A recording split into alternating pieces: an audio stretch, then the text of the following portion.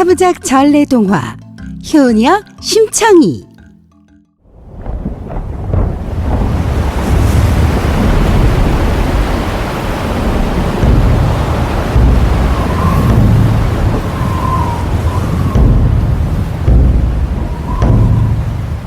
거센 바람과 함께 성난 파도는 금방이라도 배를 집어삼킬 듯 요동치고 있었어요.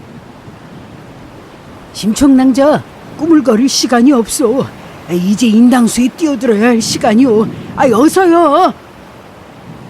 하늘이시여, 바라옵건대 부디 앞못 보는 우리 아버지 두 눈 뜨게 해주시어 아름다운 이 세상 마음껏 볼 수 있게 해주시옵소서.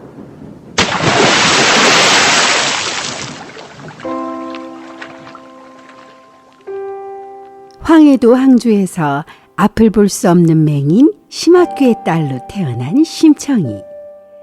청이는 어머니가 청이를 낳고 몹쓸 병을 얻어 그만 세상을 떠나는 바람에 엄마젖도 제대로 먹지 못했어요. 사람들은 앞못 보는 청이의 아버지를 신봉사라고 불렀지요. 신봉사는 성취하는 몸으로 이 마을 저 마을로 젖동량을 다니며 어린 청이를 정성을 다해 키웠어요. 비록 가난한 살림이었지만 청이는 아버지의 사랑을 듬뿍 받으며 착하고 부지런한 소녀로 무럭무럭 자랐어요. 몸이 불편한 아버지를 대신해 이웃집 잔치일과 농사일을 도우며 열심히 일을 한 덕에 이제는 며칠 먹을 쌀을 쌀독에 가득 채울 여유도 생겼지요. 그러던 어느 날이었어요.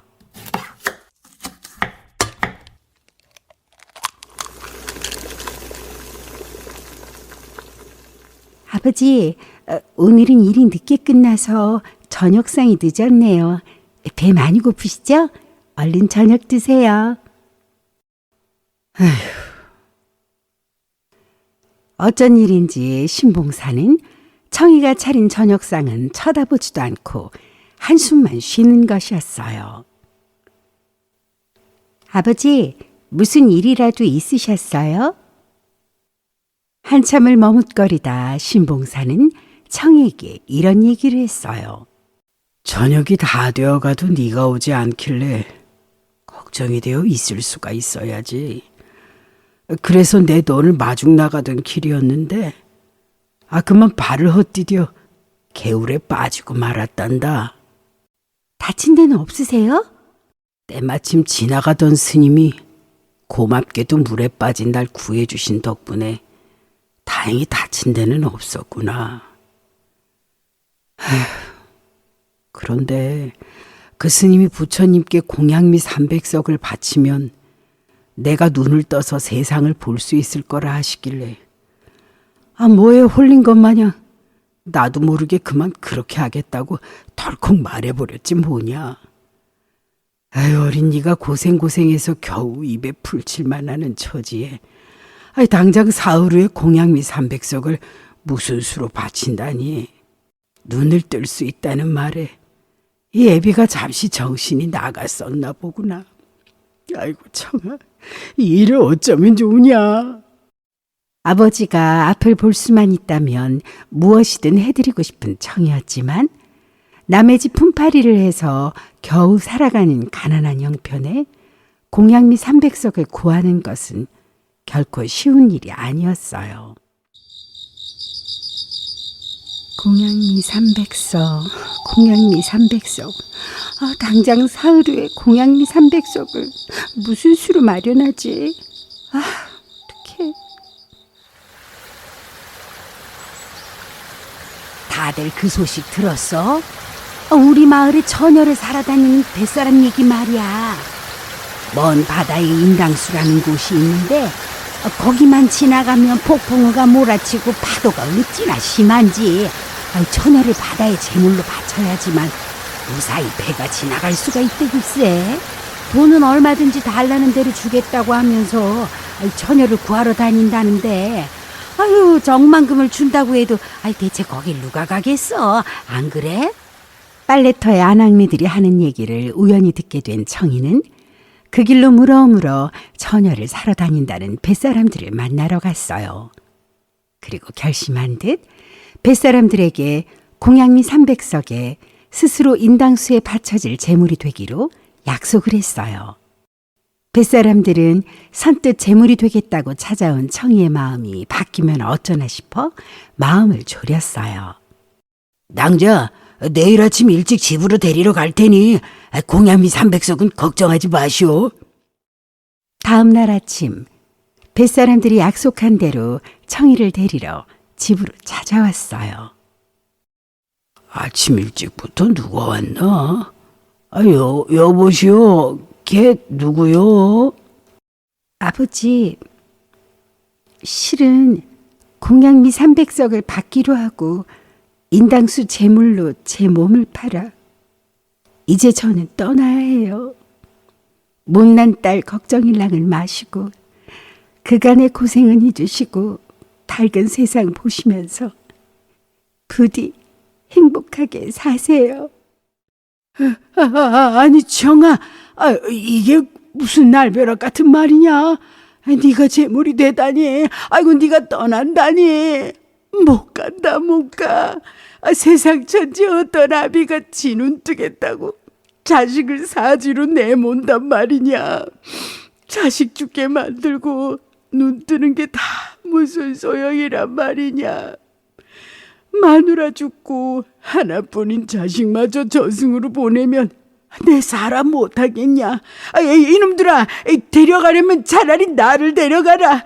세상 착한 우리 딸 애지중지 키운 내 딸 청이는 절대 못 데려간다. 이놈들아, 동네 사람들 이놈들 좀 알려주시오. 청아. 신봉사의 울부짖는 목소리는 점점 힘을 잃어갔어요. 청이는 애써 눈물을 참으며 아버지께 큰절을 올렸어요. 떠나는 청이의 손을 어떡하든 붙잡으려 했지만 앞을 볼 수 없는 신봉사의 손은 엉뚱한 곳을 향하고 있었어요. 아버지, 불쌍한 우리 아버지.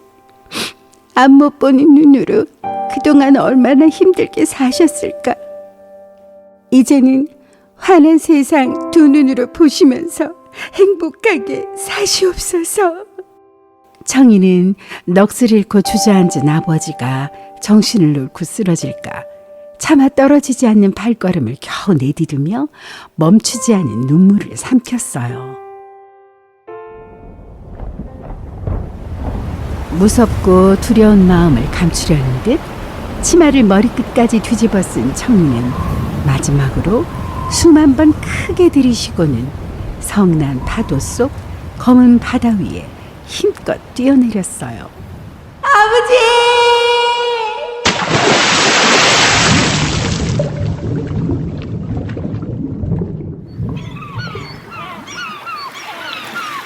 잠시 후 바다는 언제 그랬냐는 듯 잠잠해졌어요.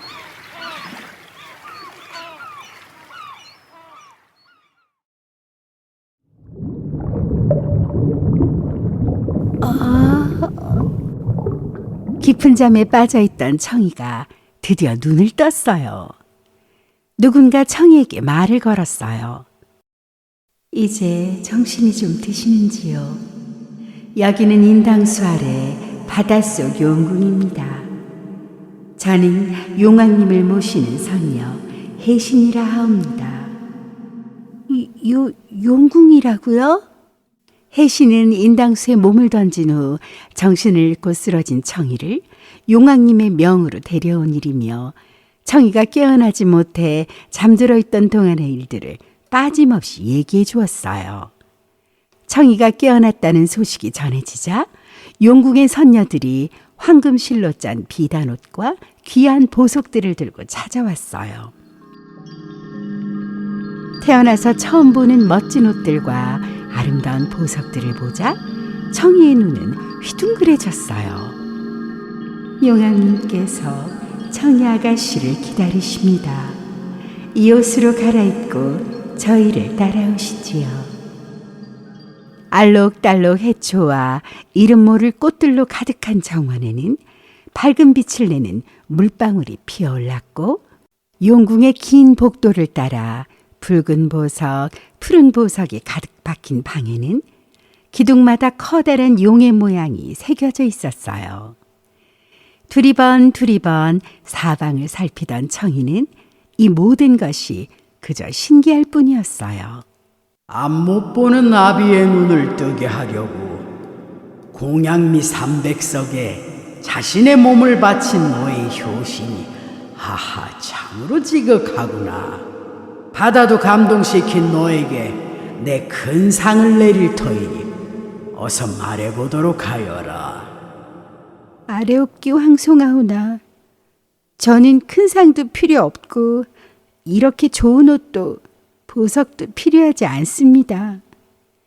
앞 못 보는 저희 아버지 딸이 죽었는지 살았는지도 모르는 채 아침 저녁 밥은 챙겨 드시는지 잠은 제대로 주무시는지 걱정이 되어 하루도 살 수가 없으니 상을 주시려거든 부디 아버지가 계시는 육지로 돌아가게 해주시옵소서. 어허 참으로 지극한 효심이로다. 용왕은 커다란 연꽃 속에 청이를 넣어 바다 위로 띄워 보내주었어요. 저게 뭐지? 이 연꽃 아니야?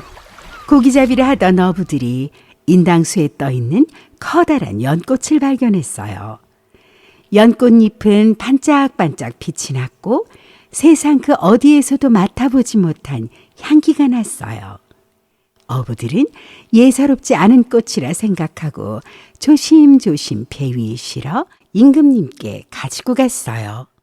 정말 이 연꽃이 인당수 바다 한가운데 떠있더란 말이냐? 어부들의 말대로 연꽃은 예사롭지 않은 모습이었어요. 어허, 이렇게 크고 아름다운 연꽃이라니 참으로 신기한 꽃이구나. 임금님이 은은한 꽃향기에 취해 신기한 연꽃을 바라보고 있던 그때였어요.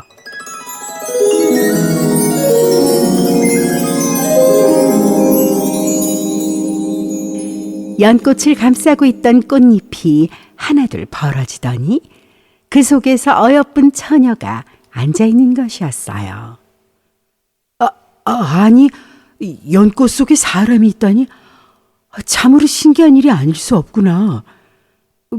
헌데 그대는 어떠한 이유로 머나먼 바다를 떠돌며 이 꽃 속에 있었던 것이오? 사뿐사뿐 걸어나온 청이는 그동안 자신이 겪은 일들을 임금님께 들려주었어요. 오라, 그대는 진정 하늘이 정해준 나의 인연인가 보. 임금님은 청이를 왕비로 맞아들였어요. 세상 누구보다 행복한 왕비가 되었지만 청이의 마음은 늘 아버지 걱정으로 가득했어요. 왕비의 슬픈 얼굴을 본 임금님이 청이 아버지를 찾아보려 했지만 그 어디에서도 소식을 아는 이가 없었어요. 청아, 내 착한 딸 청아. 아이고. 매일 밤낮을 눈물로 지새우던 신봉사는 청이 생각에 밥을 먹을 수도 잠을 잘 수도 없었어요. 그러던 어느 날 실룩실룩 웬 여인이 치맛자락을 휘날리며 신봉사를 찾아왔어요.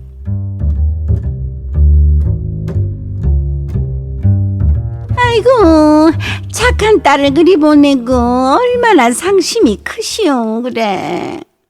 눈 한번 떠보겠다고 딸 자식을 사지로 내보낸 애비가 무슨 할 말이 있겠소. 근데 그나저나 댁은 뉘시오. 나는 저 아래 버드나무골에 사는 뺑덕엄이라고 해요. 안 못 보는 사람이 집안 살림하기가 얼마나 힘들겠어요. 이웃 좋다는 게 뭐요? 오고 가면 서로 도와가며 살아야지. 아이, 난 눈이 잘 보이잖아. 게다가 피차고 서로 외로운 처지에 가끔 들러 말동무라도 하면 좋잖아요. 안 그래요?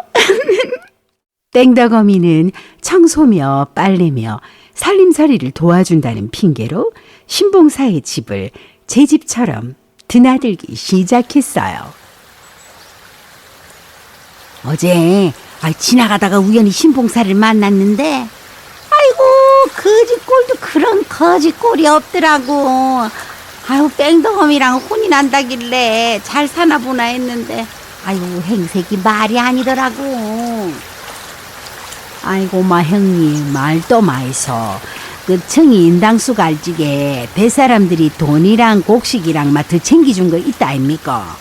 신봉사는 밥도 제대로 안 해주면서 뺑덕음이가 그걸로 비단 옷 다 해입고 지 먹고 싶은 거 다 사먹고 있는 거 없는 거 다 팔아먹고가 그나마 있던 재산 홀라당 다 날리 못다 카대에.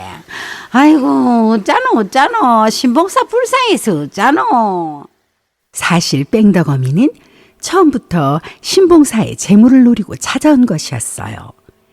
신봉사가 자신에게 조금씩 마음을 열자 기다렸다는 듯 뺑덕어미는 속내를 드러냈어요. 보다 못한 마을 사람들이 신봉사를 보살피지 않은 뺑덕어미를 찾아가 따졌어요. 그러자 뺑덕어미는 갖은 욕을 하면서 찾아온 마을 사람들에게 온 동네가 떠나가라 소리를 질렀어요. 평생 마을 사람들의 도움을 받고 살았던 신봉사는 이런 뺑덕어미의 모습에 어찌해야 할 줄 몰랐어요. 더 이상 폐를 끼치며 살 수 없다 생각한 신봉사는 그날 밤 뺑덕어미 손을 억지로 끌고는 도망치듯 마을을 떠났어요. 그 후로 누구도 신봉사와 뺑덕어미의 생사를 아는 이가 없었답니다.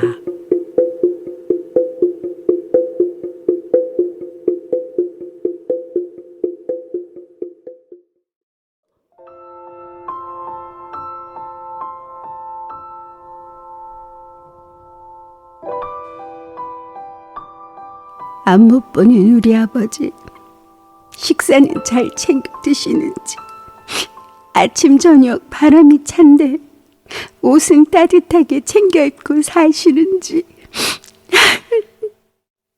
왕비가 되었어도 자나깨나 청이의 마음은 온통 안 못 보는 아버지 걱정뿐이었어요. 왕비를 기쁘게 해주고 싶었던 임금님은 청이가 살던 동네에 사람을 보내어 신봉사를 찾아오라 명했어요. 하지만 마을을 떠난 신봉사의 소식을 아는 사람은 아무도 없었어요. 청이는 아버지를 만날 수 없게 되었다는 소식에 하늘이 무너지는 것 같았어요. 아버지의 생사를 그 동네에서도 아는 이가 없다니, 아버지는 대체 어디에 계신 걸까요? 바로 그때 청이에게 한 가지 묘안이 떠올랐어요. 저에게 좋은 생각이 있사옵니다. 이 나라의 모든 안 못 보는 맹인들을 위한 잔치를 궁에서 열면 어떨까요? 오, 거참 좋은 생각이오.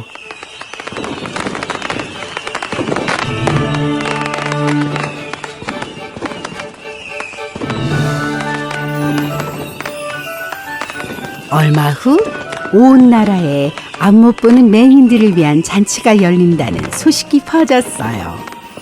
사흘이나 큰 잔치를 연다고 하니 전국에서 안 못 보는 맹인들이 구름처럼 몰려왔어요. 청이는 아버지를 만날 기대에 잔칫날까지 잠도 제대로 이루지 못했어요.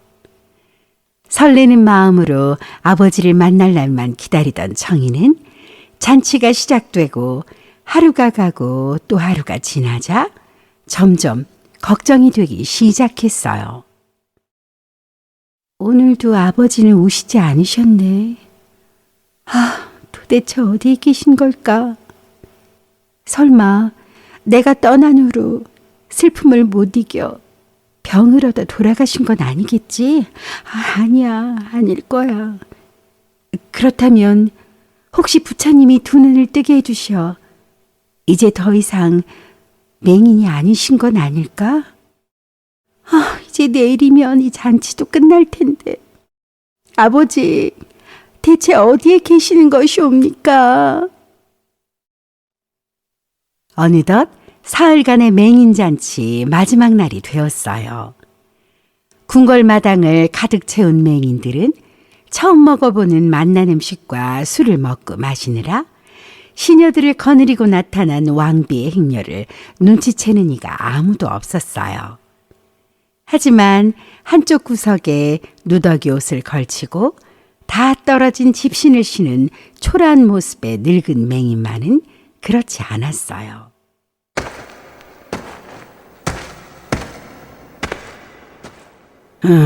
네 신세는 모르나 이렇게 좋은 향기가 나는 걸 보니 내 옆에 아주 귀한 분이 오셨나 봅니다. 필시 궁에 계신 높으신 양반 같으니 내 이럴 게 아니라 감사의 절이라도 해야겠습니다.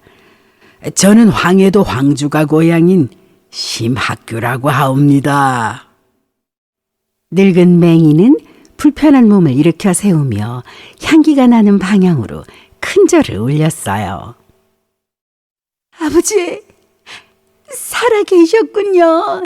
저 청이에요, 아버지. 청이라는 이름을 듣자 신봉사는 자신이 잘못 들은 줄 알았어요. 아이고, 한 잔 마신 낮술에 제가 취했나 봅니다. 처음 뵙는 귀한 분이 제 딸이라니요. 당치도 않으십니다. 아버지, 공양미 300석에 인당수로 떠났던 아버지 딸 청이, 그 청이가 맞습니다. 뭐시라고? 내 딸 청이라고?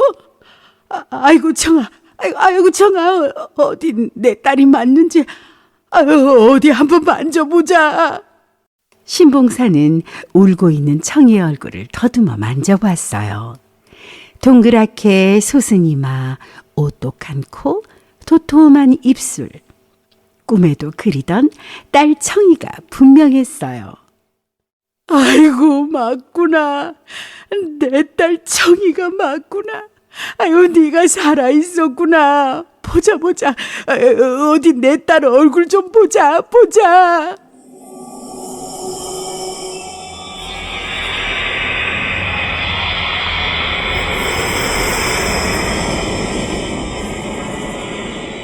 청이의 얼굴을 더듬던 신봉사가 눈을 몇 번 찡긋거리자 캄캄했던 눈앞이 갑자기 환하게 밝아졌어요. 그러자 신봉사가 눈을 번쩍 크게 떴어요. 신봉사의 눈에 울며 서 있는 왕비와 시녀들, 그리고 그 모습을 놀란 눈으로 바라보고 있는 임금님과 신하들이 보였어요. 딸의 얼굴을 드디어 보게 된 신봉사와 청이는 다시는 헤어지지 말자며 서로를 꼭 껴안았고, 두 사람의 모습을 지켜보던 사람들은 너나 할 것 없이 모두 함께 기쁨의 눈물을 흘렸어요.